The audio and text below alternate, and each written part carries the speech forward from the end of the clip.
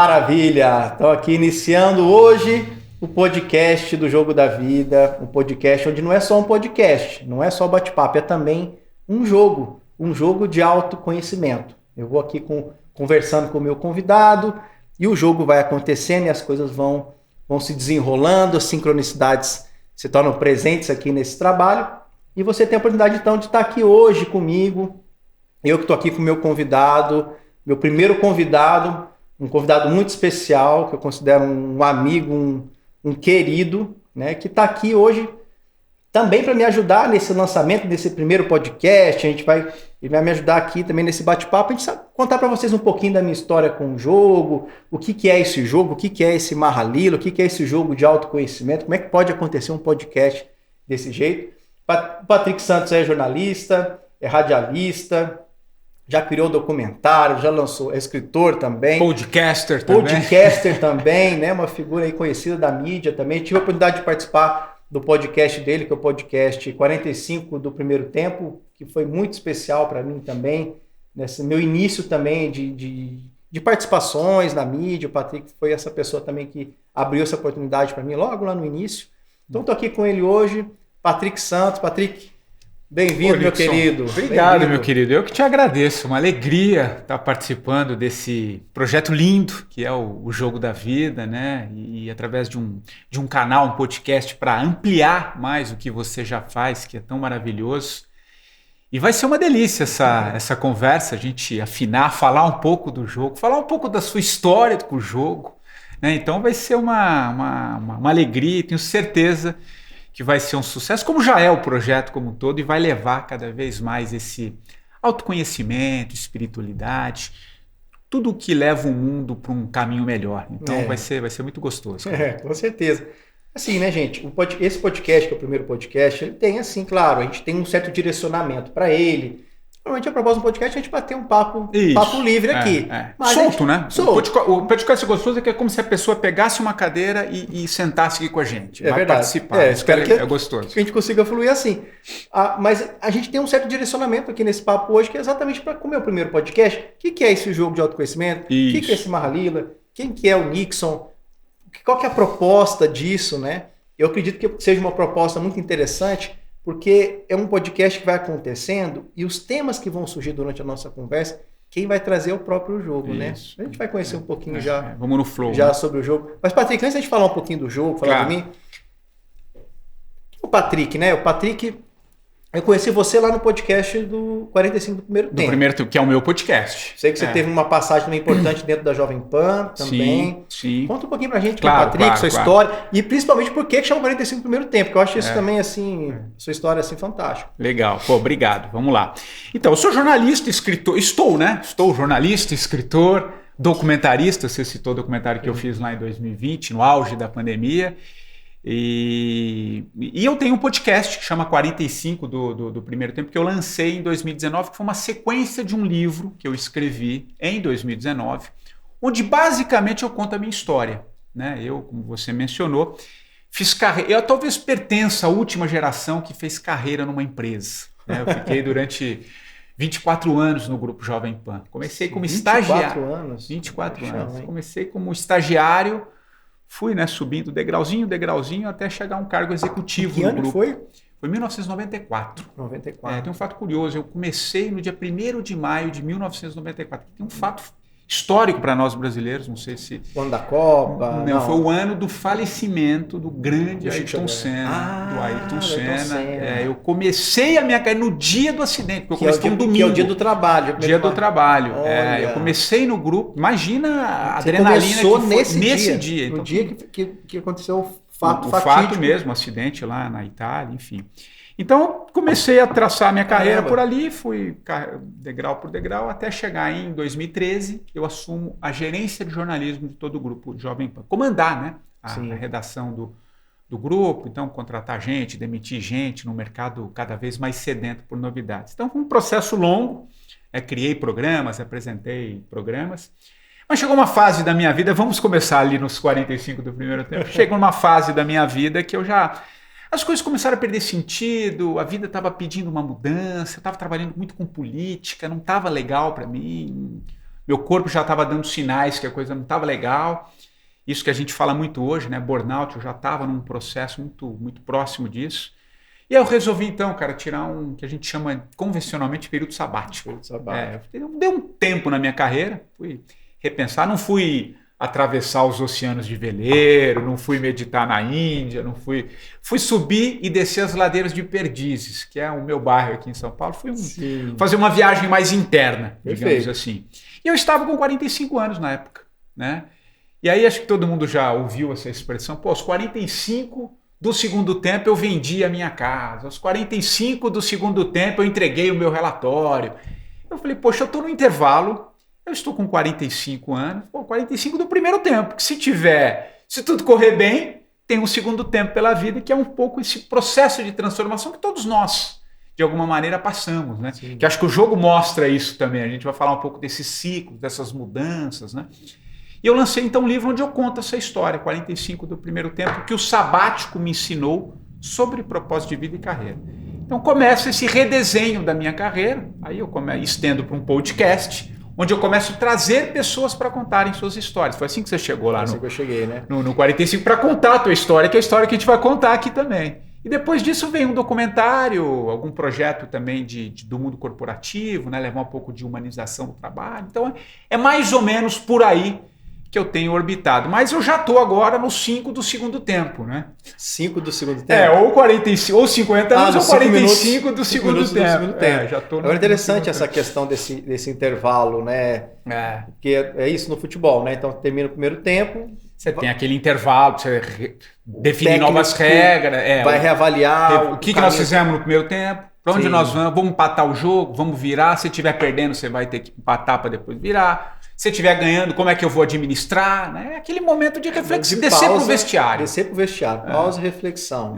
Descanso também para poder recuperar o fôlego para o segundo tempo também. Né? Não dá para você jogar 90 minutos sem parar, né? 24 anos só de jovem, imagina quanto você caminhou aí foi até uma jornada rica, muito legal, mas eu precisava dar esse tempo. E o quanto que é importante, né, esses fôlegos, esses espaços, né, Patrick? Não só nos 45 anos, mas na vida, em todo momento, né? As pausas, né? Se a gente não faz uns pequenos intervalos, eu já falo muito também no mundo corporativo, não adianta você... ninguém precisa tirar um sabático de onde. Você pode, é um projeto, tá tudo lindo, isso é uma escolha. Mas você pode fazer pequenas pausas, pega uns dias, sabe? Pequenas pausas ao longo do dia, emendar aquilo. Pô, tem uma hora que você precisa dar uma desacelerada até para voltar mais forte, né? Exato. Respirar um pouco mais. Então, até mesmo quem está especializado hoje em alta performance já sabe que isso é importante. Sabe, não adianta. Se você não fizer uma pausa, reorganizar internamente para tocar a sua vida, é difícil. Senão você para, né? Se você não para, a vida te para. Isso para mim Ficou claro. Se eu não parasse, eu não sei nem se eu estaria aqui hoje com você. Então... Foi um processo importante, muito legal. E foi assim, né? Que eu Você escreveu um livro também, né? Que eu escrevi o livro que chama 45 do primeiro tempo, que eu lancei em 2018. Inclusive tem um documentário aí no Tem um documentário que eu lancei depois, quando eu comecei a trazer as pessoas para contar suas histórias, veio a pandemia, né? Eu tive que reorganizar meu podcast, que eu gravava ele lá na Jovem Pan. Você gravava na Jovem Pan? Gravava na Jovem Pan, uma parceria que eu fiz com o grupo. Sim. Mas aí veio a pandemia, eu tive que reorganizar. E aí eu trouxe 20 grandes nomes para falar um pouquinho sobre o que a gente estava vivendo naquele ano de 2020. Um pessoal legal ali no Monja Cohen, Luciana Galvão, Marcelo Gleiser, o físico, Murilo Gun, que fala um pouco de criatividade, o Carlos Burli, que é o maior surfista brasileiro de ondas gigantes, Monja Cohen, o Milton Ratum, que é um grande escritor, Domenico De Masi, um italiano, que fala sobre ócio criativo. Sim, que legal. Umas atrações internacionais. Você varia um pouco também, bem variado, né? Tu disse que trouxe o Matias de Stefano. Matias de Stefano, depois eu trouxe no meu podcast, né? Fiz uma entrevista com o Matias, que é um cara incrível, assim, faz um trabalho de despertar de consciência, de se olhar, enfim. E foi assim que você chegou lá. Acho que a gente pode começar a entrar um pouco na tua história, que foi assim, cara. Podemos, sim. Porque eu me lembro que eu conheci assim você e fiquei encantado, cara. Antes do podcast, a gente jogou primeiro? A gente se encontrou, você foi em casa, né? A gente foi no escritório lá. Sim.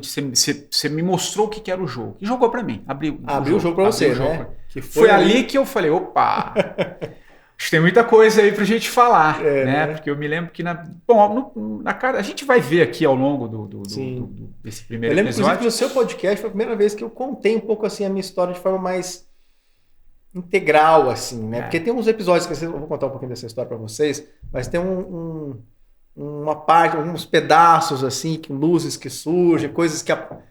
mais sincronicidades. Assim, sincronicidades e coisas um pouco assim mais fora da curva que acontecem nessa história, que antes eu não contava, né? Mas de repente no seu podcast foi quando eu comecei a soltar um pouquinho da história do jogo. É o dono do entrevistador, tô brincando.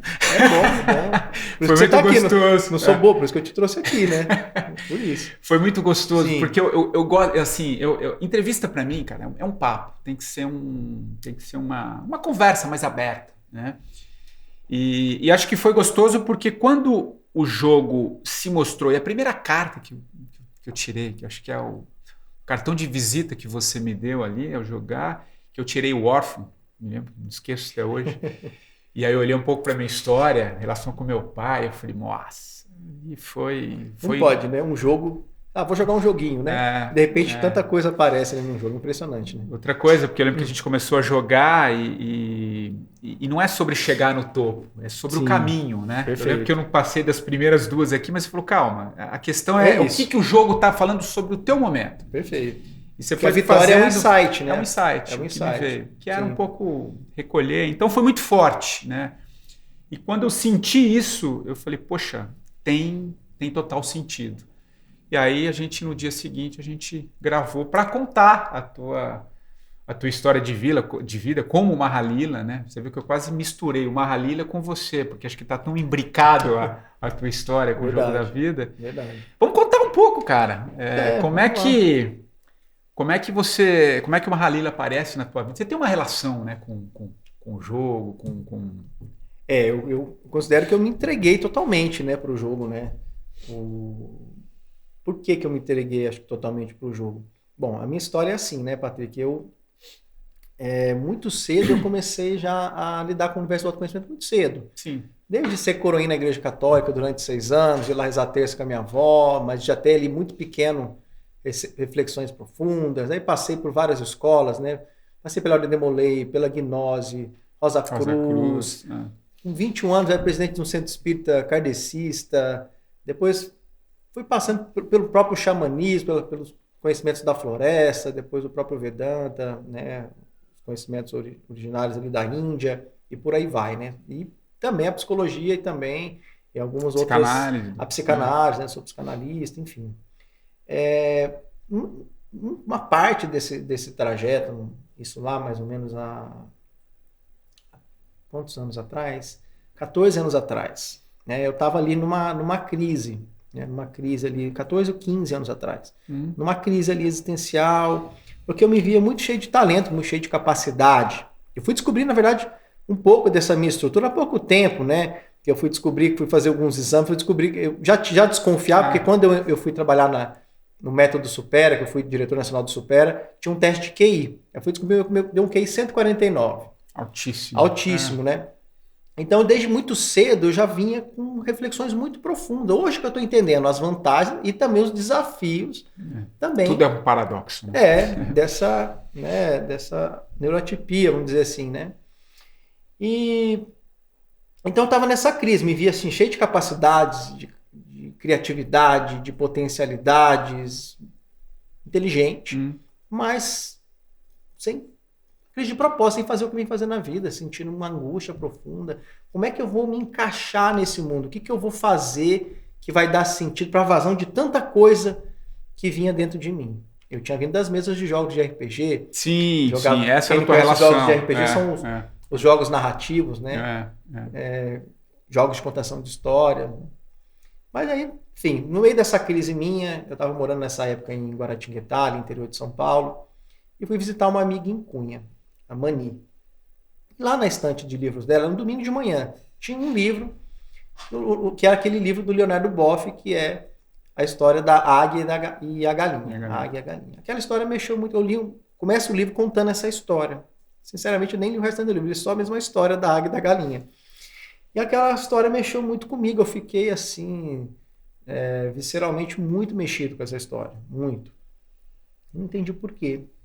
Águia, galinha, mas enfim, na crise, que é a história, resumindo aqui, não vai dar para te contar aqui, assim, seria muito longo, mas é a história de uma águia que foi encontrada por um um fazendeiro, né? E criou essa águia, esse filhote de águia junto com as galinhas. Esse filhote de águia cresceu acreditando que era galinha. Ele jogava milho, a águia ia lá e ciscava. Um dia ele recebe a visita de um naturalista que, quando vê aquilo, fica impressionado. Como assim? Como é que pode uma águia ser criada com galinhas? Mas ela é galinha mesmo, ela já é galinha, jogava milho e ela voltava a ciscar.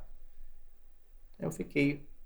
Quando ele começou a falar isso, já começou a mexer comigo, né? Aí esse naturalista, então, ele volta para casa dele e ele fica com aquilo dentro dele. Não pode, essa águia não é águia, ela não é uma galinha. E ela volta lá e fala, olha, essa águia é uma águia. Ela tem um coração de águia, esse coração um dia levará às alturas. Ele fala, não, ela é galinha, joga milho, ela volta a ciscar. Aí ele desafia, fala, então deixa eu provar que ela é uma águia. Ele pega, bota ela no braço, fala, águia, você que pertence aos céus e não à terra, abre os braços e voe. Ela olha para baixo, vê lá as galinhas ciscando, ela pula e volta a ciscar. Aí ele leva ela em cima do telhado da casa, mesma coisa, ela pula e volta a ciscar, até que ele vai embora e numa crise ele faz uma última proposta para esse fazendeiro, de levar ela no topo de um penhasco, mais próximo lá da região. E eles vão ainda de madrugada, antes do sol nascer ali de manhãzinha, levam a águia lá em cima. Quando chega lá em cima, que ela sente aquele vento, aquele horizonte, ela treme toda, né, ouriça, sentindo aquela possibilidade gigante, infinita, e ela quer pular no chão de novo e não quer voar. Até que em algum momento, aí tem versões diferentes da história, mas uma versão muito interessante, conta então que ele lança essa águia lá de cima, enquanto ela está próximo de estatelar assim, o sol nasce, e esse sol entra dentro do olho dela. Uau. E ao ver o sol, ela lembra quem ela é, e ela dá o típico cau-cau das águias que é maravilhoso. E voa em direção, né, ao horizonte, né? E aí eu falei, nossa, e fiquei, como é que fala, Patrick? Isso assim, é um estado alterado de consciência.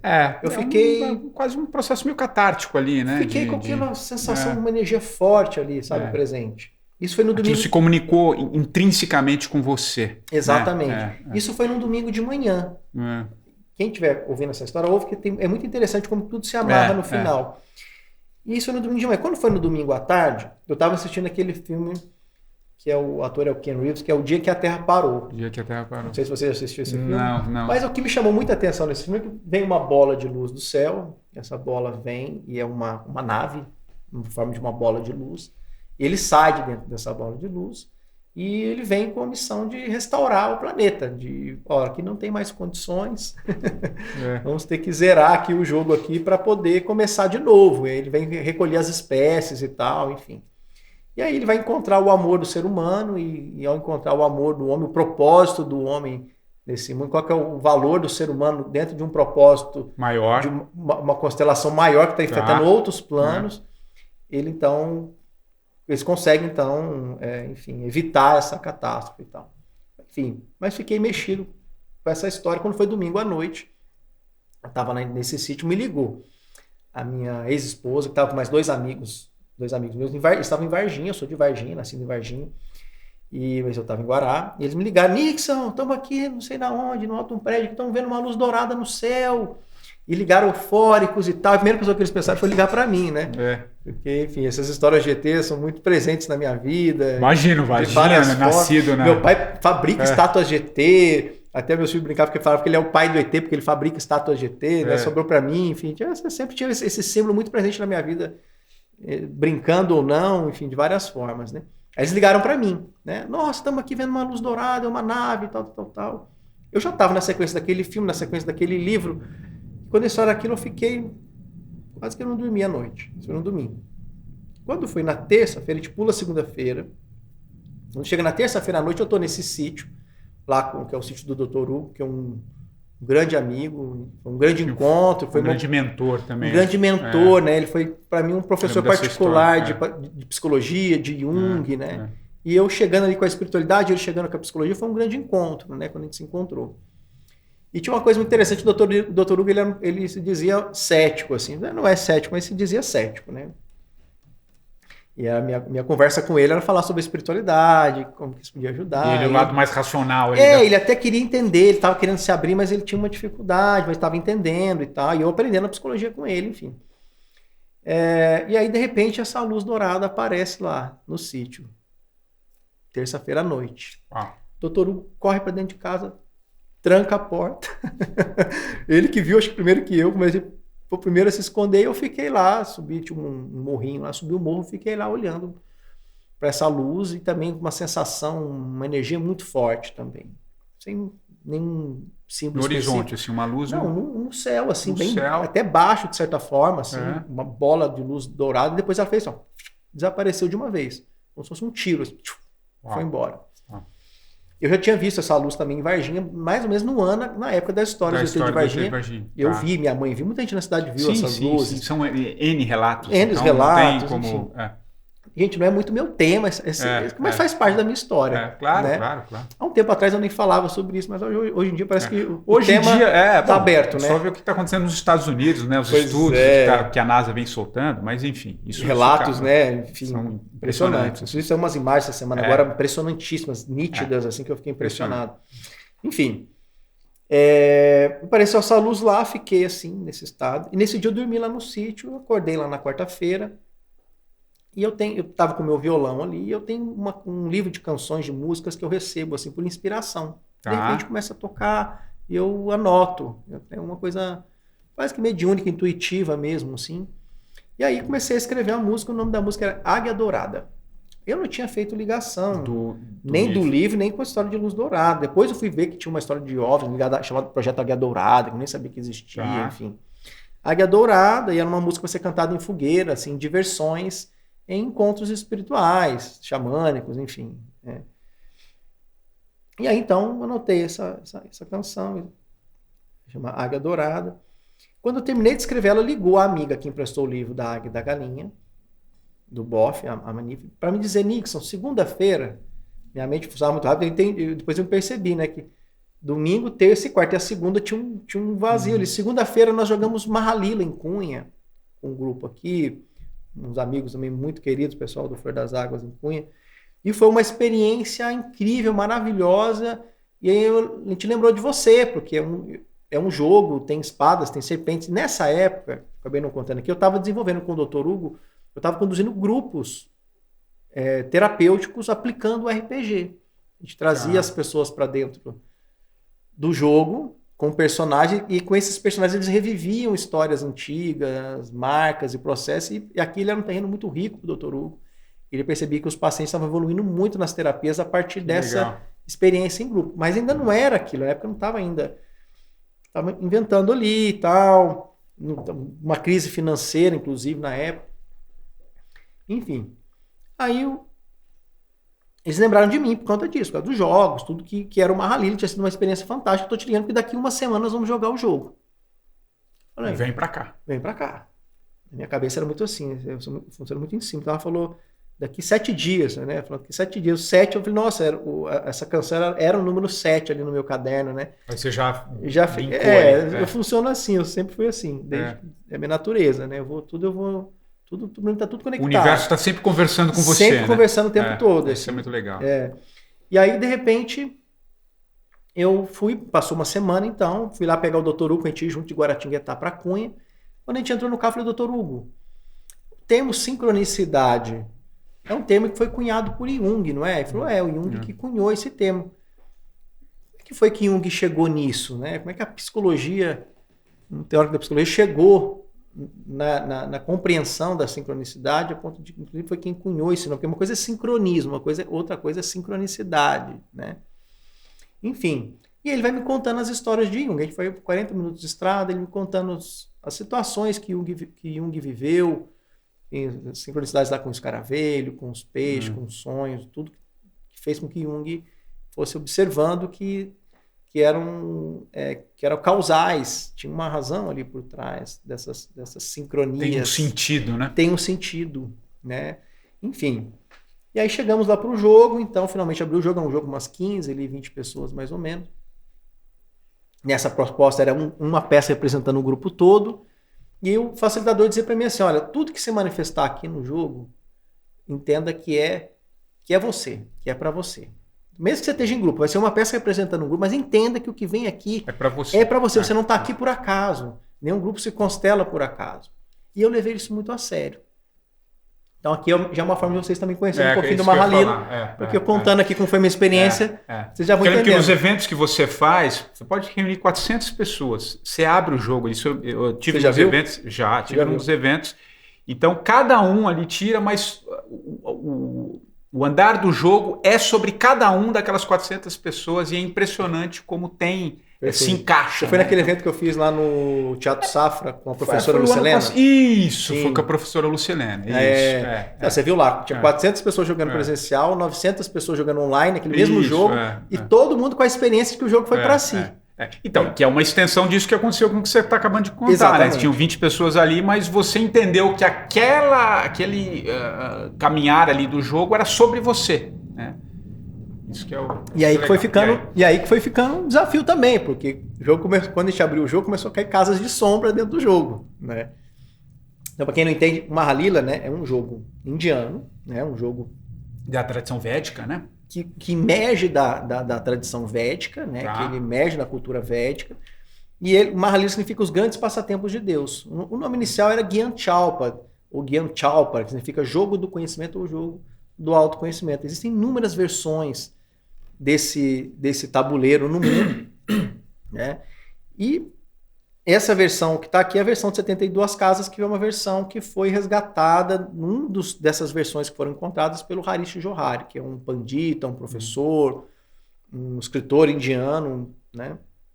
Enfim, então eu estava ali em contato. Vamos voltar lá para o jogo. Vamos voltar para o jogo. Então, só para entender as pessoas entenderem, então o jogo tem 72 casas, que representam 72 aspectos da consciência, entre luz e sombra. Tem 10 espadas. Puder projetar aqui o tabuleiro, por favor? Tem 10 espadas e 10 serpentes, ou seja, quando você cai no punho da espada, você sobe até a ponta, quando cai na cabeça da serpente, desce até o rabo. Aqui tem a imagem, para quem está nos assistindo, olha lá. Então você vai perceber que tem 10 espadas ali, 10 serpentes. Então pelas serpentes você desce, pelas espadas você sobe. São inúmeros aspectos da consciência, o objetivo do jogo é ter um insight, é ter a clareza em relação... O que o jogo está querendo te mostrar. Em relação aos desafios que você está vivendo na sua vida. E principalmente naquele momento, né? Ele capta muito o momento da pessoa, que é isso que me chamou a atenção. Exatamente. O jogo lá no escritório. Tá? Perfeitamente. Ele capta exatamente o aqui agora. Isso. Enfim, então começou o jogo lá. Por causa de sombra, o jogo não subia, não descia. Aí tinha uma hora que eu achei o jogo travado. Por que esse jogo não sobe, né? Até que algo dentro de mim falou assim, eu bati a porta da verdade, falei, por que não está subindo aqui o jogo? Por que não está avançando? É interessante, na hora que eu fiz a pergunta, estabeleci um nível de conexão ali com o jogo, que é como se algo falasse dentro de mim. Uma intuição, uma voz, alguma coisa dizendo dentro de mim. Aí a pergunta voltava para mim, falei, por que então que não está subindo? Aí vinha a resposta, né? Porque não está entrando profundamente nas casas de sombra como o jogo está mostrando. Há uma expectativa do eu de chegar lá na casa da iluminação no jogo, de querer que o jogo mostre para si mesmo quanto especial eu sou, que o jogo confirme. Exato. É o ego também, já falando. Que o jogo confirme a minha luz, né? Aquela coisa. E não está recebendo o que o jogo está entregando aqui. Que é a sombra. Que é o que vai resolver os teus problemas. Que é você compreender aquilo. Aí eu compreendi, tive esse insight, é verdade. Eu percebi isso em mim, percebi ali no grupo também, esse processo. Enfim. Aí o jogo falou, mas tem mais, o que mais? Por que então que quer chegar, quer que confirme essa luz? Aí começava a vir o conhecimento, porque é um desejo da criança de ser amada. Se a criança for perfeita, ela vai ser amada. Essa ideia de ser especial para poder pertencer, para poder ser amado. E criamos as nossas estruturas, nossa obstinação, né? Principalmente quando está no meio espiritualista, então tem um ego espiritual também. Total. Né? Então tinha ali um desejo de que aquela fosse a minha realidade, que o jogo comprovasse isso para mim, então eu não conseguia entrar naquelas casas, né? Aí o jogo falou, é isso, mas o que mais está? O que está por trás disso ainda? Que é o ponto. Aí eu senti, eu nem entendi onde senti, a ferida. É a dor. E quando eu senti o que era isso, parece que arrefeceu ali, o sistema acalmou. E nessa hora o facilitador pegou o dado e jogou para mim. Porque cada hora eu jogava para alguém representar o grupo. Nessa hora o dado veio para mim. Quando o dado veio rolando para mim, eu lembrei de um insight quando eu estava jogando RPG, numa mesa de adolescentes, né? Eu tinha uma situação ali que eu tava com o meu personagem, tinha um dragão na minha frente ali, e eu tinha um personagem que eu já tinha há muito tempo esse personagem. Se esse personagem morre, no RPG você perde o personagem, rasga o personagem ficha, fica durante muito tempo, muito tempo, né? Mesmo que sejam jogos narrativos, aquelas histórias têm continuidade. E eu tava numa situação que era, ou eu tirava um 20 no dado de 20 faces, ou o personagem, o dragão devorava o meu personagem e eu perdi o personagem. Mas eu lembro que naquele momento, isso aconteceu comigo várias vezes no RPG, quando eu peguei o dado, eu senti uma coisa diferente. E eu joguei e tirei o número 20 no dado. Então, os adolescentes tudo pulavam da mesa, aquela... Que era o número que você precisava. Era só aquele número, de 1 a 20, era só o 20 que me salvava. E eu fui lá e peguei. E o 20 significa um acerto crítico, de muito sucesso, que é o número máximo do dado. Então, aí eu consigo acertar lá o pescoço do dragão e consigo escapar e tal. Enfim. Só estou contando isso porque na hora que ele jogou o dado, eu relembrei, eu tive essa sensação, eu tive um insight. Naquele momento eu lembrei como se essa espada viesse para minha mão. Eu tive essa sensação, sabe? Veio uma energia, eu senti uma coisa muito forte. A gente estava na casa 11, naquele jogo, que é a casa das diversões, mas não tinha energia de diversão naquela hora, né? Era o tema, mas não o clima. Eu joguei o dado, tirei um 6 no dado, e no 6, ó, se a gente olhar aqui na tela, do 11 ao 6 vai para 17, que é a maior espada do jogo. Você sobe até a... Caiu no punho da espada, você sobe lá para a casa 69. Que aqui nessa versão é a casa de Brahma, mas que na versão do One, até fazendo uma referência com o One Itamira, os queridos também, foi com eles que eu tive a primeira experiência, trabalho Marli de uma forma muito linda, artística, musical, enfim, muito encantadora. Na versão dele, 69 é a casa da sincronicidade, então estava escrito no tabuleiro, sincronicidade. Aí eu, nossa, primeira jogada, compaixão, que foi, quando eu falei que eu senti a dor que era ferida, foi o que eu senti, compaixão. Acho que eu não contei esse detalhe. Eu lembro que começou a escorrer lágrimas no meu olho, eu senti aquela, poxa, a ferida, eu senti uma energia de acolhimento. E aí que veio a jogada, pegou a compaixão, subimos para a sincronicidade. Quando que era a sincronicidade, o doutor Hugo já me olhou assim, nossa, como quem diz, né? A gente veio viemos falando sobre isso. Aí o facilitador tinha um leque de cartas dele, pegou o leque de cartas e falou assim, ó, você tem direito a uma dádiva. A gente subiu, todo mundo ficou muito feliz. Aí eu puxei a carta. Depois eu posso, talvez a gente bote na edição aqui a imagem dessa carta, eu tenho ela. A carta era, o título da carta, Eu Sou a Águia Dourada. E o texto da carta, o resumo da história da Águia e da Galinha. Era o texto da carta. Que era do livro que você tinha. Que era do livro e da música, nome da música, a história do livro, que foi que abriu todo esse processo. E aí a amiga que emprestou o livro, ela estava no jogo, ela falou, nossa, eu emprestei o livro para ele. No domingo, da história da Águia e da Galinha, que é a história que conta aí. Aí eu falei, não, então, deixa eu contar então para vocês o que aconteceu.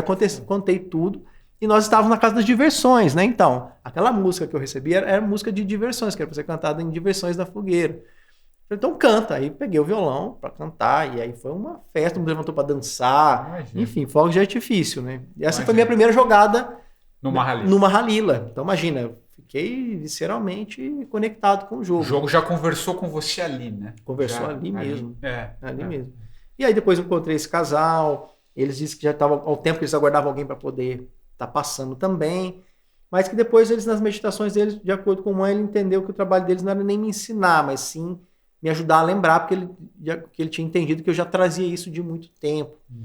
E as sincronicidades que aconteceram depois com esse filme da Dourada desse jogo são inacreditáveis, Patrick, do tipo assim, por exemplo, eu cheguei num sítio lá, que é um sítio onde eu ia estar fazendo os meus trabalhos.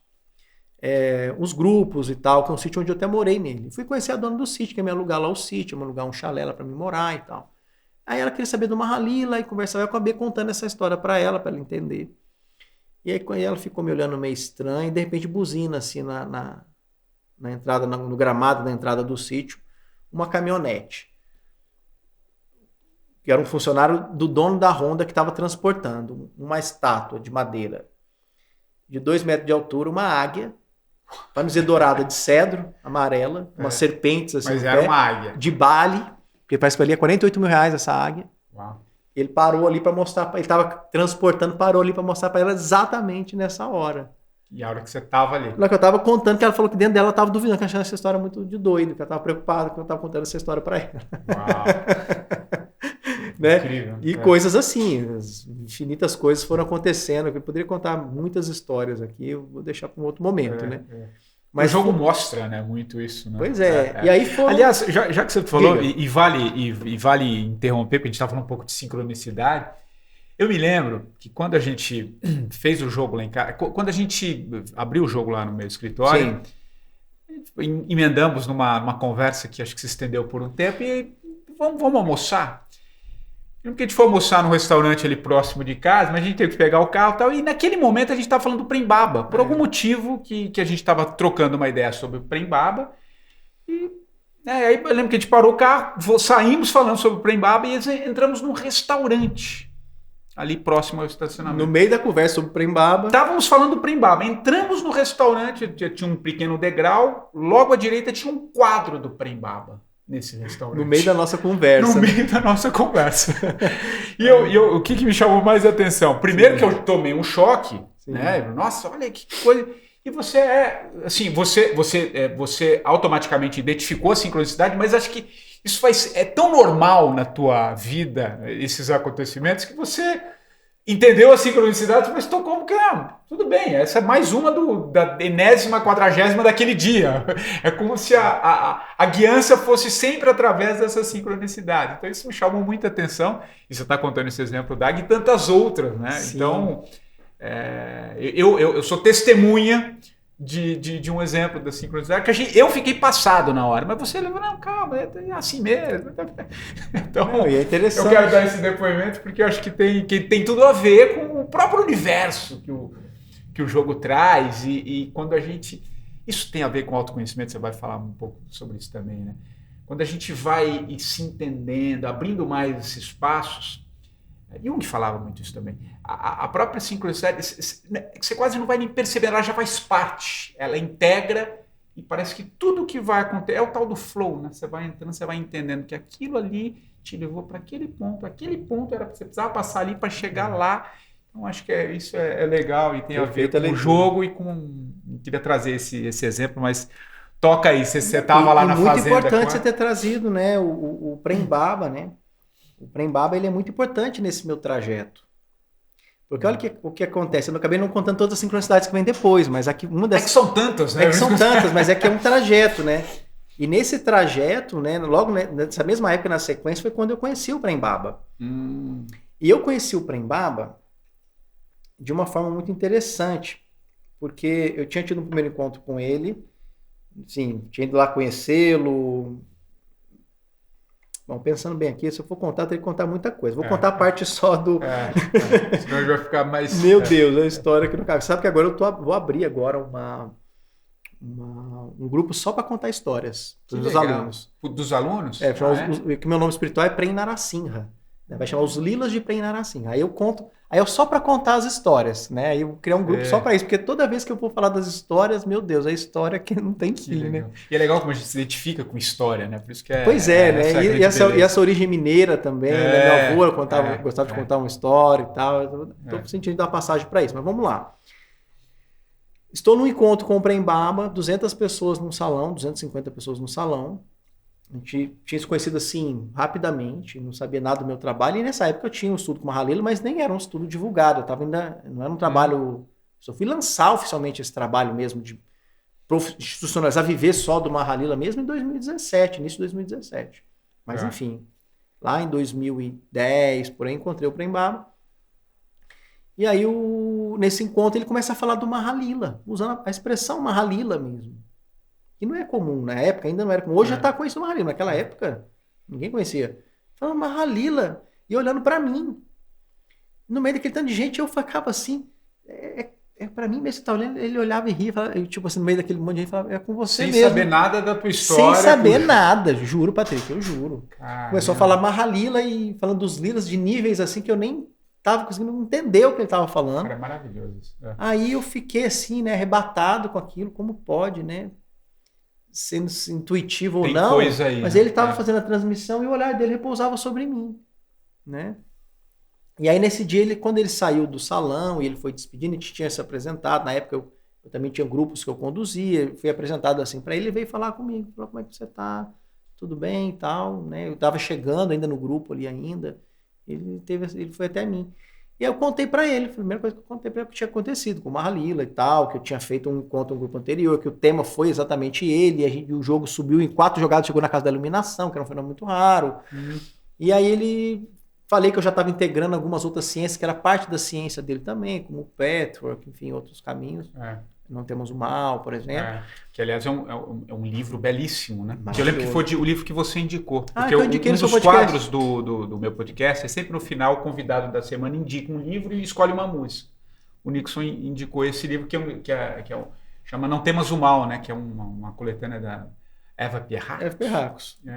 Que é maravilhoso, que tem tudo a ver com o que a gente estava falando aqui no começo, das sombras. Isso, tudo a ver. Você leu, então? Eu comprei esse livro. E sabe, esse livro ele é tão forte. Hein? Sabe quem que me ligou para falar sobre esse livro? Quem? O Fernando, da Globo, que trabalhou na Globo. Fernando Rocha? O Fernando Rocha, ele me ligou, cara, comprei o Não Temas o Mal, que tinha sido indicado por um personagem, por um convidado, depois você acabou indo lá. Ele viu o meu podcast. Ele ouviu o podcast, a entrevista que eu havia feito com ele, com você. Comigo. E ele comprou o livro e ele falou porque é impressionante. Depois eu comprei também. Foi a partir daí que eu cheguei nele depois. Foi depois que aí são essas sincronicidades que a gente já falou muito aqui. Mas, que legal. Então tem a ver, né? Um livro legal. Que é interessante. E aí, então, falei com o Prembaba porque eu estava exatamente criando uma Mahalila que integrava essas linhas de conhecimento e tal. Enfim. E ele se propôs a me ajudar. Naquele dia, eu vou te ajudar. E aí foram, Patrick, 7 anos, naquele dia que ele falou, vou te ajudar, e depois eu encontro o Prembaba, é o meu mestre, sim, né? Sim. Na minha percepção, o mestre do jogo. Eu sei que quem está assistindo tem lá as suas percepções, suas histórias, mas eu posso falar daquilo que eu vivi, daquilo que eu sei, daquilo que eu experienciei ali. Com a tua verdade. A minha verdade, dos frutos que estão aí também dessa ajuda, né? Então foram ali 7 anos de purificação, de vaidade, purificação da mentira, etc., da mentira sutil, né? Realmente eu estar a serviço mesmo de verdade. Foi 7 anos. E só em 2017, quando eu fui para a Índia, que eu soltei esse trabalho. E esses 7 anos eu encontrava ele, eu passava por ele, né? O Prembaba estava assim, né? Difícil aproximar mesmo, um auge do sucesso, da fama, assim, no sentido de fora, muita gente atrás do Prembaba. E então, quando ele me encontrava, ele falava assim para mim: e o Mahalila? Ele sempre me lembrava, ele me via e falava, viu, Mahalila, eu tô botando energia aí. 7 anos. 7 anos. Eu não esqueço isso.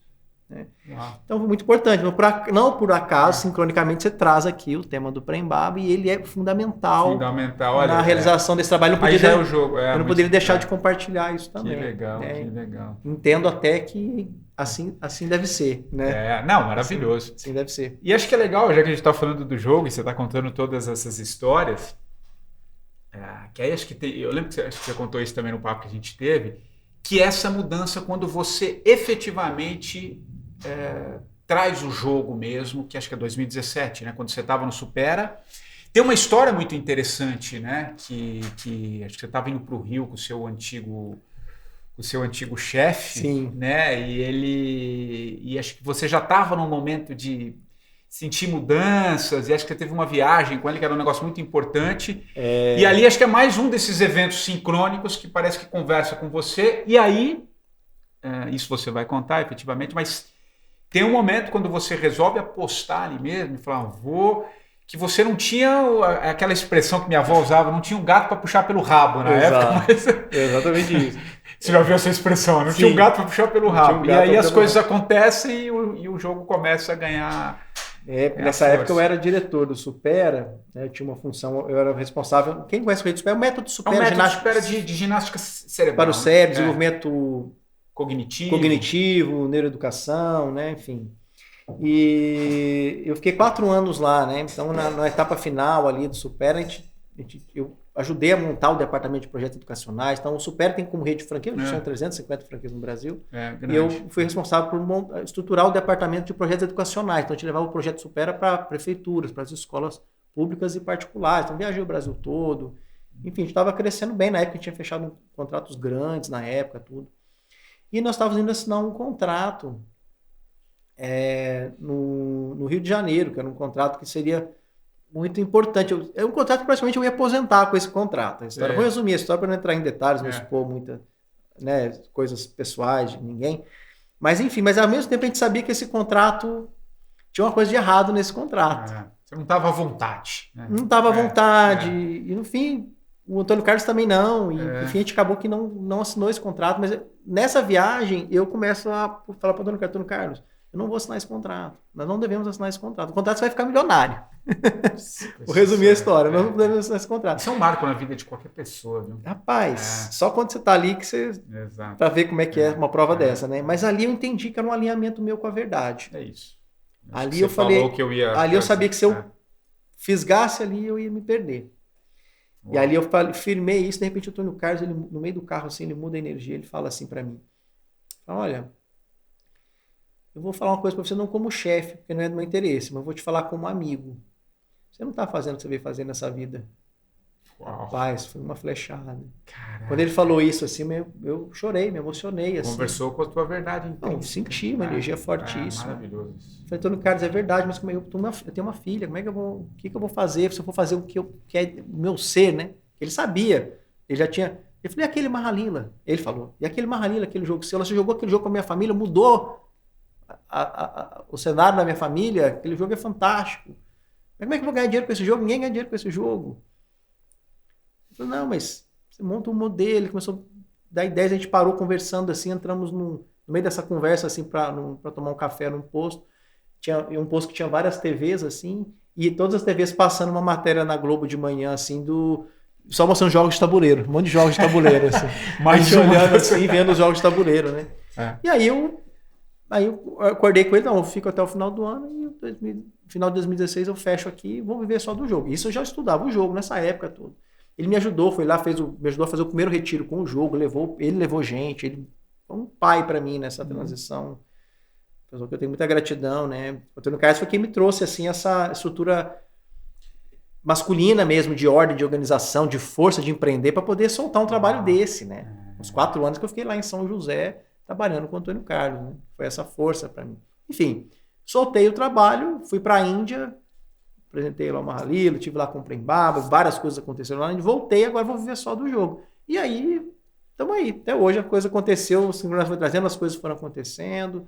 Em pouco tempo eu já tinha o mesmo salário que eu tinha, em pouquíssimo tempo, o mesmo salário que eu já tinha no Mas tem nesse meio, nesse inteirinho aí, tem um momento que acho que quando você vem para São Paulo, não tem? Que você precisava, acho que essa é história que é interessante. Só que se a gente vai, do jogo a gente tem que abrir ali, vamos ver. Será que eu conto essa história? Vamos jogar um pouquinho aqui? Vamos lá. Vamos jogar um pouquinho, pelo menos para andar um pouquinho aqui no jogo, então vamos. para as pessoas experienciarem um pouquinho aqui. Porque eu prosear com você, a gente não vai, né? E essa história é muito legal, essa história que você está falando. Essa história é boa. Muito especial. É boa. Vamos lá. Tira uma carta. Então assim, gente, você que está assistindo aqui, né? Com certeza não é por acaso que você está aqui nesse jogo. É assim que o Mahalila funciona. Você está conversando, está ouvindo aqui a conversa com o Patrick, você entendeu isso. Então, se você está assistindo esse podcast, você mesmo que está assistindo aqui agora, não é por acaso. Então, o jogo vai trazer aqui algumas informações. E você vai começar a observar o que tem a ver com você, com o seu momento, isso que está se apresentando aqui. Então, nós vamos sortear primeiro aqui um dos 12 arquétipos. Na verdade, são imagens arquetípicas que têm uma função simbólica, né? Que são os 12 arquétipos comuns, que são os arquétipos mais presentes nos contos, nas histórias, no mito. E é uma ferramenta que eu utilizo dentro da metodologia do jogo da vida. Tem o Mahalila como ferramenta principal, mas também tem outras ferramentas, e uma delas são esses 12 arquétipos. O Patrick vai, então, sortear aqui uma das cartas. Olha só. Então, esse aqui ó, tem um pouquinho a ver com o que você falou também agora, né? Não à toa que você puxou a história aí, como é que foi que eu soltei essa corda lá para viver do jogo. Porque esse aqui é o arquétipo, dá para focar aí na câmera? É o arquétipo do louco, o arquétipo do bobo, que tem muito a ver com a essência do Mahalila, inclusive com a essência das diversões do jogo, que ele vai falar sobre confiança plena. Sair do controle. Fala sobre isso, acho que todo mundo, de alguma maneira... Se entregar, né? Se entregar totalmente, a espontaneidade, a criança interior, né? Tanto que uma das imagens que você usa, que você vê desse arquétipo, às vezes no tarô, em outras situações, é o bobo, né? O louco ali na beira do penhasco, quase caindo no penhasco ali, assim, indo em direção, assim, sem medo nenhum. E a ideia é que se ele cair, ele sabe que Deus pega. E Deus pega, né? Então, nos 12 arquétipos é a evolução dessa confiança, né? Então, claro que quando traz um arquétipo como esse, ele vai elucidar, então, o que é oposto a isso. Então, a nossa tirania interior, nossa dureza, nossa autoexigência, o controle, né? Onde é que nós perdemos essa naturalidade, essa espontaneidade? Claro que tudo isso vem do medo, vem das nossas feridas, né? A sua criança ferida. As nossas feridas originais. Originais, que está muito ligada a isso que a gente falou desse livro, né? E eu lembrei agora, você falou um negócio, né? Você está contando pra você que eu estou numa outra transição agora, que eu estou soltando um jogo para as crianças, inclusive, estou agora no processo de construção de um jogo para crianças. Aí você falou, nossa, Nixon, mas como é que você faz tantas transições assim, né? Você perguntou para mim, né? Eu falei, Patrick, não são fáceis, né? Mas eu vou. Você enfrenta, né? Eu enfrento. Porque eu falei, de alguma maneira, eu invejo a maneira como as coisas vão surgindo, você vai em frente, você segue em frente, né? Ele falou, não, mas isso não quer dizer que não tenha os desafios, um grande desafio, mas não deixa de ser um ato de movimento. Você coloca a coisa em movimento. Acho que é isso que eu acho. Exatamente. Porque é um pouco disso, assim. Eu compreendo. Que é um pouco a confiança também. Exato. A vida dá os sinais, a vida dá as pistas. Mas se eu não tiver confiança em seguir esses sinais, eu não faço o movimento. Vou ter que me jogar. Por exemplo, quando você puxa a história do Supera, que eu tive que me jogar por uma incerteza de um salário, com um filho, com família, de um bom salário, para viver, soltar tudo e viver da história de um jogo que nunca vi ninguém ganhando dinheiro com um jogo, né? Então é só porque eu percebi os sinais e me joguei. Isso é confiança, esse é um pouco do louco, nesse sentido, esse arquétipo, né? Mas essa confiança, ela vem de um processo, isso é legal, já que a gente vai falar da carta e do jogo. Ele vem de um processo de construção interna, quando você trouxe, né, um pouco dessas feridas, aquilo que a gente muitas vezes não mexe quando a gente é criança, ou vai ficando adulto, você vai criando aquela personalidade, o ego vai tomando conta, enfim. Essa confiança que acho que é muito claro quando eu te conhecendo, a gente já se conhece há algum tempo, vem muito. É como se você tivesse você construiu essa confiança dentro daquilo que você foi mexendo ao longo da vida. Por que eu estou trazendo isso? Para quem está conosco aqui, sim. Às vezes, mas como eu me jogo? Como é que é essa construção? Né? Perfeito. Porque às vezes a pessoa fala, não, mas eu quero, mas alguma coisa me segura. Como é que é esse processo de construção dentro de lidar com esse mundo? Que acho que é interessante para a gente trazer para o jogo. Também. Eu acho uma pergunta assim essencial, né? Eu acho que um psicanalista também que traz um pouco esse conceito, mas é legal. Enfim, não sei se a psicanálise, vou te ser sincero, não sei se a psicanálise chega aonde precisa chegar na compreensão em relação à confiança. Ela pode agregar, mas ela só por si só não chega. Por si só não chega. Tá. Porque eu entendo que a confiança ela é fruto da clareza, fruto da compreensão. Como assim? Tá. Quando você vai compreendendo os mecanismos da vida, quando você compreende realmente por que aquela situação aconteceu. Quando você entende que não é por acaso que aquilo está acontecendo. Uma coisa é você saber que nada é por acaso. Outra coisa é quando você começa a perceber né? Esse movimento da vida. E você vê que é real. E essa confiança ela vai vindo também com essa percepção de que nada é por acaso, de que a gente está recebendo exatamente a cada instante tudo aquilo que a gente precisa, por mais desafiador que seja. Claro que algumas coisas, a gente compreender num nível mais profundo, tem que ter uma compreensão até kármica dos processos para poder fechar essa conta. Né? Coisas, às vezes, a conta não fecha. Sim, a gente vai olhar a dinâmica só de uma existência. É muito sistêmico, né? Por isso que o Mahalila ele também é muito incrível assim, para ajudar nessa compreensão. Né? Enfim. Essa confiança, então, ela é fruto dessa compreensão. Eu vou compreendendo que se aquilo acontecer exatamente o que precisa, então, quando vem um sinal, algo dizendo caminha por aqui, e você já está afinado, você já entende que se vê aquilo não é por acaso, a tua compreensão te dá essa confiança para que você se solte naquela direção. Esse é o soltar. Esse é o soltar, porque você confia na mecânica, você já conhece tanto a mecânica, você conhece a rede. Você já pulou na rede, você já conhece a rede. Só que quando você não der o pulo, você não conhece. Então, conforme você vai apalpando essa realidade, percebendo o porquê das coisas, acho que esse questionamento é fundamental. Por que isso está acontecendo comigo? E tem situações que são desafiadoras de compreender. E essas mais desafiadoras, quando a gente compreende, fala, uau, a vida realmente é um jogo e nada está acontecendo por acaso mesmo. Então, se a vida está me dando essa direção, então eu posso me jogar. Identificar agora, isso. A confiança é algo que brota do coração, não é da mente. O coração não é da mente. A mente não pode confiar. E esse talvez seja o grande problema da grande maioria, que a gente fica no mental, né? Porque a confiança é um ato de entrega. E entrega é o feminino em nós, a entrega é a vulnerabilidade. Porque, na verdade, o que gera mais problema na nossa vida é o medo, é a resistência. É a falta de entrega e de andar, fazer o caminho contra, é que gera situações adversas. Na qual depois temos medo delas, inclusive. Mas se você solta a corda, se você confia, se você se entrega, as coisas se encaixam. É loucura para a mente humana. É loucura para a mente humana. É loucura para a mente humana. É loucura para a mente humana, mas isso existe. Total. Né? Claro que existe um equilíbrio na vida. Né? A vida não é só masculino, não é só feminino. Algum aspecto... harmonia, né? É harmonia. Algumas coisas você precisa planejar, você precisa se organizar, você precisa de fazer ordem. o seu movimento também. Você vai fazer uma viagem, você tem que saber o dia que você vai viajar, tem que comprar passagem. Mas a vida não se encaixou. O imprevisível pode acontecer. Qualquer coisa pode acontecer no meio do caminho. E acho que a gente precisa estar aberto para isso. Né? E essa confiança que permite. Então, assim, quando eu falo também, confiar não é soltar a corda e não fazer nada.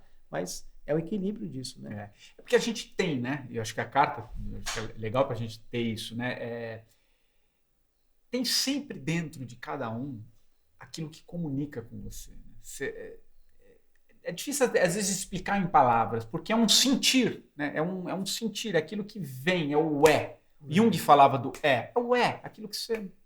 Né? E acho que, não sei se do momento que a gente está vivendo, é o sou, eu pertenço, eu sei, eu tenho um sentido, tenho um propósito, ele vai lá dentro. Né? Aquela coisa que você não precisa falar mais nada. Então, a única entrevista, não sei se fica até um convite aqui, sim. A única entrevista do Jung, que Jung faleceu em 50 e pouco, não é isso? 50, final dos anos 50, algo assim, não recordo aqui, mas enfim. Mas ele deu uma única entrevista, já bem velhinho, um pouco, acho que um ou 2 anos antes de morrer, que ele fala, ele conta. E aí o entrevistador, no momento que numa pergunta para ele sobre Deus, se ele acredita em Deus, ele fala no sentido, ele não vai personificar, mas ele acredita nessa coisa maior. Aí o entrevistador insiste, ele simplesmente fala assim, eu sei, tipo assim... Não adianta eu querer te explicar o que já está como intrínseco dentro de mim. É o é. Então situação do Jung, né? Porque como ele também tinha essa função acadêmica, né? Imagina o desafio dele. De tentar comunicar isso tudo, né? Mas é legal do Jung que tem a ver com os arquétipos. Eu sou assim, fã do Jung pela genialidade dele de conseguir transitar no meio acadêmico com os níveis profundos hoje de percepção. É um dos mais estudados. Não, o Jung, para mim, conforme mais eu caminho, no meu próprio processo, como um próprio explorador da consciência, mais eu vejo que Jung já estava cantando a bola lá atrás. Quanto mais eu caminho, mais eu vou me encontrando com Jung. Fico impressionado. Vamos fazer a primeira jogada? Então agora a gente começa o jogo, né? Essa é a carta que guia, né? Esse é o sentido para quem quer entender o jogo. Isso. O arquétipo é o que vai dar a tônica. A tônica do jogo. A tônica do jogo. Isso aí. Então, vou resumir um pouquinho aqui. Começa até sempre por conta na casa do nosso time aqui também, né? Começa sempre na casa 6. A gente inicia aqui na casa 68, vem aqui da casa 1, posiciona aqui na casa 6. Existem muitas regras sobre como se abre o jogo, né? O Johari, por exemplo, ele fala que o jogo só abre quando você tira um 6 no dado. Né? Mas essa é uma regra criada pelo Johari. Você vai olhar as diversas versões, existem inúmeras regras, e nenhuma regra para que o jogo se comece. Eu trabalho assim, dessa forma. Não precisa do 6. Não precisa do 6, porque eu entendo. Porque, na verdade, quando um jogo, na forma como eu estou trabalhando, um jogo como esse acontece, não acontece já por acaso. Isso é uma coisa muito para quando você tem dúvida. Eu, pelo menos, trabalho assim. Você tem dúvida se o jogo vai acontecer ou não. No manual aqui do jogador, que é o manual aqui, o material do jogo da vida, inclusive, gente, vocês podem comprar e ter acesso aqui ao kit do jogo do Mahalila. Manual do jogador, um tabuleiro igual esse que está aqui na tela, 72 cartas representando cada uma das casas do jogo, fichas dos arquétipos, manual todo colorido, cartas dos arquétipos, e vem incluso ainda um curso sobre os 12 arquétipos e a jornada do herói. Um valor super acessível, provavelmente vai estar aqui na descrição do vídeo. Aproveitando o gancho aqui de propaganda, curte o vídeo, compartilha, segue aqui o nosso canal. O podcast só está começando. Bota uma energia, você acredita nessa proposta, autoconhecimento, jogo, você gosta disso? Então bota a tua energia também, vamos junto. E notifica lá o sininho, né? Para ser notificado quando tiver episódio novo. Né? Obrigado, Patrick. Vai lá, Patrick, você vai fazer a primeira jogada. Eu vou Vamos lá. fazer. Vamos lá que o nosso tempo está mais apertadinho. Vamos lá. 3. Então caminha lá. Casa 9, ó. Cama louca. Que também pode ser traduzido como a casa da sensualidade, mas também a casa dos desejos. Né? A sensualidade mais talvez nesse nível relacionado às voracidades também. Né? Não a sensualidade positiva que vai se manifestar ali, né, com a dança da vida ali no segundo chakra, mas esse lugar. Porque a casa dos desejos também é a casa da procrastinação, das compulsões, do comprar excessivo, do falar excessivo, do pensar excessivo, do comer, enfim, da gula, né, em todas essas manifestações. A pergunta, a chave dessa casa ela pede que você reavalie os seus desejos, porque de acordo com os próprios Vedas, a raiz do sofrimento são os desejos. Onde não há desejo, não há sofrimento. Mas nessa casa é um desejo que nasce da tentativa de compensar uma ausência de uma necessidade real que não foi atendida. Ou seja, compensar uma necessidade real que não foi atendida. A chave é a pergunta: qual é a minha real necessidade? A necessidade autêntica. E por que a gente não vai na direção da necessidade autêntica? A gente vai na direção de um monte de tapa-buraco, mas que esse buraco nunca preenche. Por quê? Falta. Porque ir na direção da nossa necessidade real é ter que entrar em contato com algum sentimento desagradável. Porque se tem algo que precisa ser nutrido, algo que precisa ser cuidado... Quer dizer, você não segue adiante se você não cuidar daquilo que está impedindo. É a sua sombra. Exato, mas a dor mesmo, a emoção que está ali mesmo. Então, assim, se eu estou com uma filha, estou com uma dor, estou com uma angústia, qual que é a necessidade primária? É suprir, né? Atender essa angústia. É nutrir, é afeto. Mas na origem, na verdade, se a gente for lá na raiz da casa, é a busca do seio materno. É a nutrição do seio materno. Por isso que é muito oral, por isso que é voraz. Por isso que vem a voracidade. Então, faltou essa nutrição materna. Então, tem uma dor de ausência dessa nutrição. Uma ferida de desamor, de abandono, seja o que for. Essa ferida está ali. Qual que seria a necessidade real? Nutri-la. Cuidar. A gente tem a gente carrega essa potência de automaternagem dentro de nós. Perfeito. Mas por que eu não vou preencher isso? E aí, porque eu vou ter que esbarrar nessa emoção. Então eu fico tentando preencher com tudo. E aí vem esses vícios, compulsões. Compulsões que é um buraco sem fim. Que nada preenche. Sem fim. Você fica... rodinha de hamster. Você fica rodando e não sai, né? Exatamente. Rodinha de hamster. Não tem fim. Quer dizer, você tem que... O que o jogo está dizendo, basicamente, é o seguinte. Precisa ir lá nessa causa ali, que ela tá lá. Ela tá lá. Então, inclusive passa, já que a gente está falando um pouco do soltar, não sei se eu tenho uma relação, mas acho que o legal é isso, é você interpretando o jogo para quem está conosco, esse soltar que a gente falou, né, de acreditar nos projetos, ele muitas vezes pode não acontecer porque está ligado a isso que o jogo está mostrando. Se você não resolver ali essa essência, esse soltar que a gente está falando um pouco do louco, ele não acontece. Ótima sacada. Porque era exatamente isso. Porque ali, ó, eu estava nos desejos. Eu estava ali nos... Por que eu estava ali naquela empresa? Porque eu precisava ganhar dinheiro para pagar minhas contas. Perfeito. Isso. Então eu estava ali, fazendo negócios, fechando oportunidades e tal. De repente eu estou indo lá, de repente eu vou fechar o contrato que vai fazer milionário, mas aquilo não me atende. Tá? É o buraco que não é preenchido, né? Aí bate a pergunta, qual que é a minha real necessidade? Qual que é a minha real necessidade? Era a manifestação do meu ser, né? Era a manifestação daquilo que eu vim fazer. Aquilo estava sozinho, abandonado, sem dar passagem para aquilo. Então, quando eu entendo aquilo, aí eu vou nutrir aquilo. O que acontece? Quando ele fala isso, eu me emociono. Solta. Eu vou na direção, vou no ponto, né? E solta as compulsões. Aquele desejo se esvai. Porque aquele desejo, ele vinha compensar esse ponto. Então, se eu já trato do ponto, da raiz, então tudo aquilo que vinha para compensar vai perdendo sentido. Naturalmente vai perdendo sentido. E como lidar com isso? Né? Aí cada um que está jogando aqui conosco o jogo vai lidando com o que esse momento dessa casa está mostrando. A proposta é você mapear.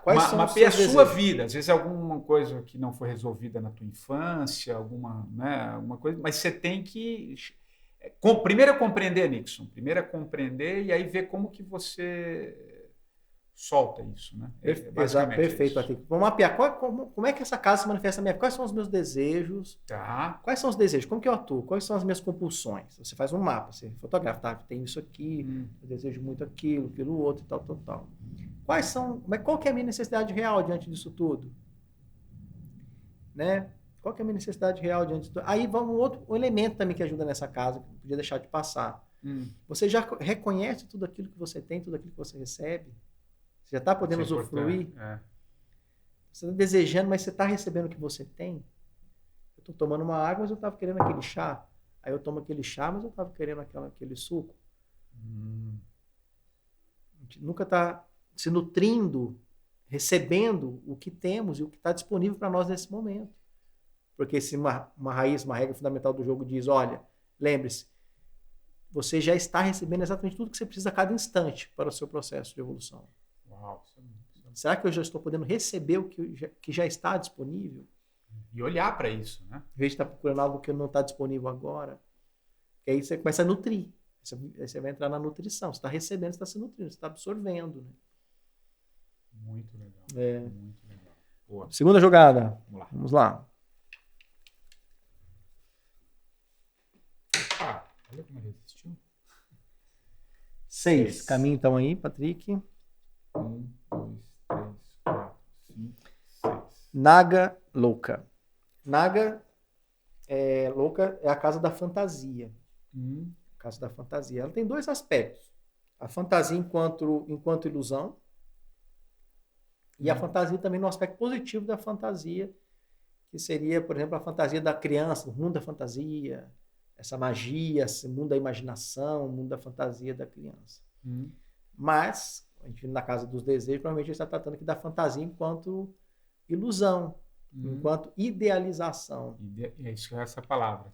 Que, inclusive, começando já aqui a fazer um primeiro link, né? Casa dos desejos, casa da fantasia, né? O louco chamando para uma entrega, para soltar a corda. Me vem a seguinte pergunta: quanta coisa a gente constrói na vida com base naquilo que é o que os nossos pais esperavam de nós, com base naquilo que eu idealizei, que se eu for aquilo, eu finalmente vou ser aceito, vou ser perfeito e vou ser amado, vou ser querido, vou ser amado. Quanto de energia, porque o antagonista do louco é o tirano interior, é a autoexigência. Autoexigência. Que muitas vezes nasce de uma idealização que não tem laço no nosso real ser, na nossa espontaneidade, na nossa natureza.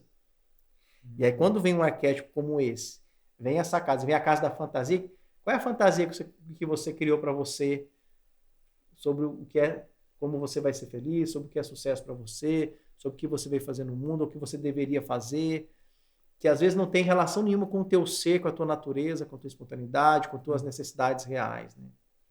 E voltamos na história, que não por acaso você trouxe aquela história no início, que eu tive que me lançar.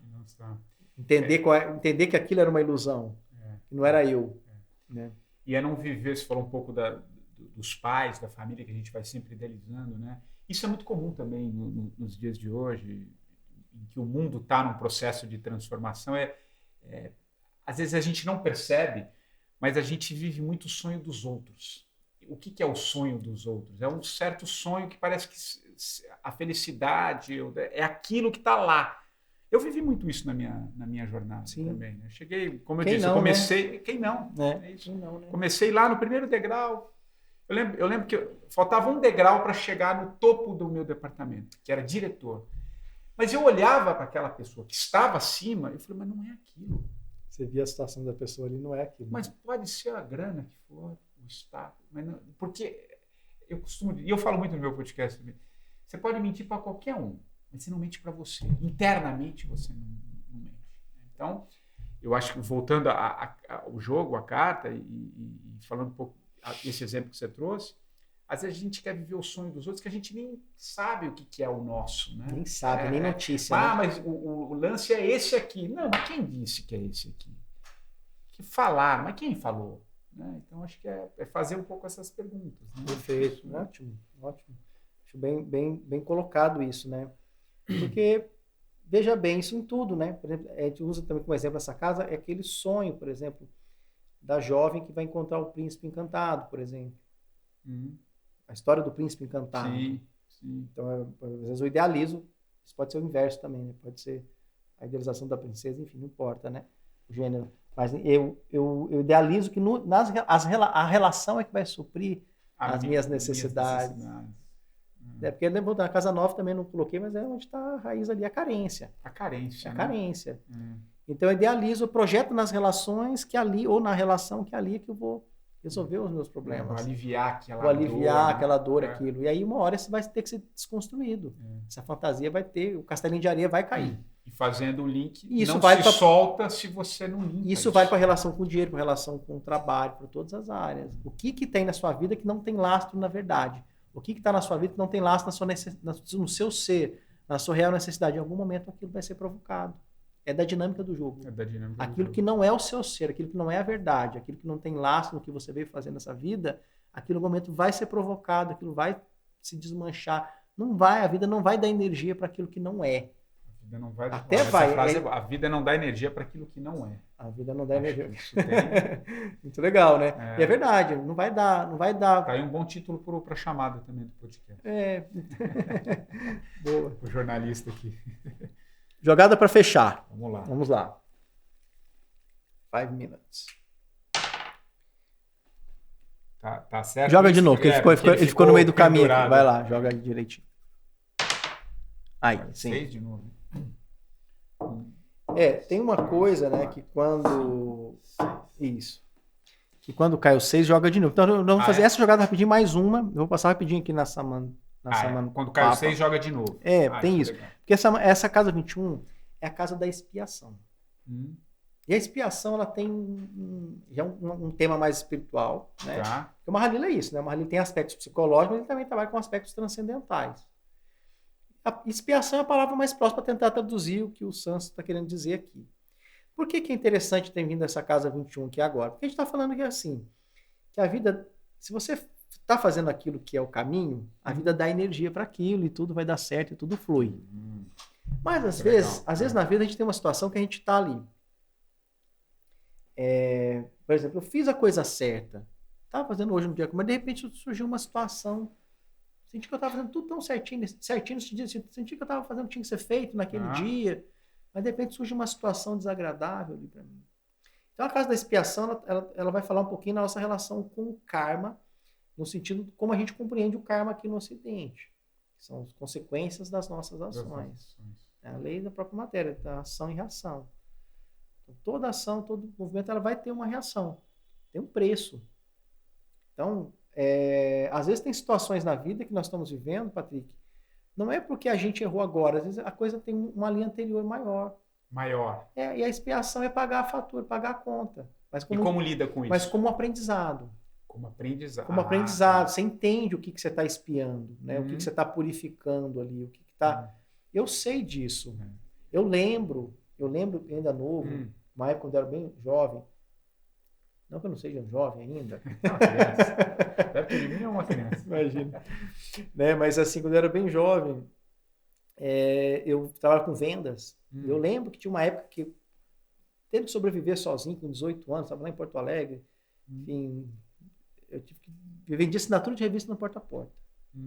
Então eu acabei nessa época, na necessidade, que eu estava ali me dando conta da vida sozinho, fazendo vendas assim, que eram vendas bem, vamos dizer assim, entrava na mente mesmo das pessoas, enfim, né? Sem perceber eu estava ali convencendo, aquela coisa da mente, tinha não é mentira, mas sabe aquela coisa. Então eu fui campeão de vendas, né? Tinha uma sala cheia de troféus de vendas, virei gerente de vendas, e ali então eu senti que ali eu gerei consequências. Eu pude depois de um tempo, porque logo depois quando eu acordei, claro, moleque, depois quando eu fui percebendo, fui me afinando e tal, eu pude perceber as consequências disso a longo prazo. Que por mais que eu já tivesse acertado a rota, eu ainda tinha uma conta para pagar. Então eu paguei a conta conscientemente. Então beleza, veio, tá bom, tô entendendo, mas pagou, tá pago. Entende? Mas não é no sentido da gente começar a achar, porque tem um problema aí que é a culpa, né? Se você começa a trazer essa consciência e achar que você é culpado, é autopunição, né? Ou achar que não é merecedor das coisas. Não tem que ter essa preocupação, porque aquilo que tem que chegar pra gente chega. Mas a relação com essa casa? Você captou, não? Não, então, eu acho que a relação com essa casa, vê se é mais ou menos isso. Tem um sentido do que ela, de você aceitar, não sei se é a palavra aceitar, algo que está fora da sua, não que está fora, você talvez não tenha integrado ainda. Sim. E quando você assenta e se dá conta, acho que a palavra se dá conta disso, é a hora que você liberta. É isso, só a partir desse exemplo que você acabou de dar. Sim, porque, por exemplo, o arrependimento, exemplo. O arrependimento ele é libertador, né? Entendi. Quando a gente fala... quando a gente fala perdão é libertador. Exatamente, mas quando a gente fala alcançar o perdão, na essência é dentro de nós mesmos. É dentro de nós. Quando a gente pode arrepender, a gente aceitar esse perdão. Né? Porque é a coisa mais bonita que porque tem, a né? consciência além do jogo é perdão. Isso aqui é uma trama nossa mesmo. Mas o perdão ele é importante, porque o perdão dissolve os males. Mas para chegar no perdão tem que ter um arrependimento. Né? Tem que ter consciência dos nossos atos, até para fazer novas escolhas. E até voltando naquele aspecto de compreensão da dinâmica da vida. Por que isso aconteceu comigo? Se dá conta disso. Se dá conta, compreender por que está acontecendo comigo. Por que comigo nunca dá certo? Sempre eu estou atraindo pessoas agressivas. Comigo sempre é assim. Tem uma razão. Tem uma razão. Né? E uma delas é a expiação. Né? Agora vou jogar para fechar. 3. Hoje o jogo tá... 2, 3. Tá. Ele tá o quê? Qual a leitura que você faz? Olha, eu não tenho essa leitura porque eu sou um jogador, né? É um jogo coletivo aqui, né? Casa 24 é a casa das más companhias. Uau. Casa das más companhias. É uma serpente que vai nos fazer descer para a casa 7, né? Que é a casa do orgulho, da vaidade. Mas as más companhias aqui, Patrick, ela fala assim, por exemplo, se você quer parar de fumar, então tem um chamado para você parar de fumar, se fosse o seu caso, eu não fumo, mas se fosse o caso, eu quero parar de fumar. Quando você vai parar de fumar, você não pode estar convivendo com pessoas que fumam. Sim, senão você não avança para o próximo estágio. Entendi. A Casa 24 nos convida a revisitar. Uma vez eu ouvi essa frase, eu achei muito interessante, que fala que você é a média das 5 pessoas que você mais convive. Não deve ser uma matemática exata, mas de qualquer forma mas tem um sentido. Faz muito sentido. Você é a média das 5 pessoas que você mais convive. Observa isso. Faz um sentido. Então, quando a gente é convocado para ir para um novo estágio de consciência, a gente precisa, às vezes, ajustar isso. E não é entrar nessa casa achando que o outro que é culpado pelas minhas questões. Claro. Apontar para o outro, mas entender e observar essa relação com essas companhias. Ou questionar. Se as companhias te fazem subir ou te prendem ali naquele estágio. Para onde a vida está te chamando agora?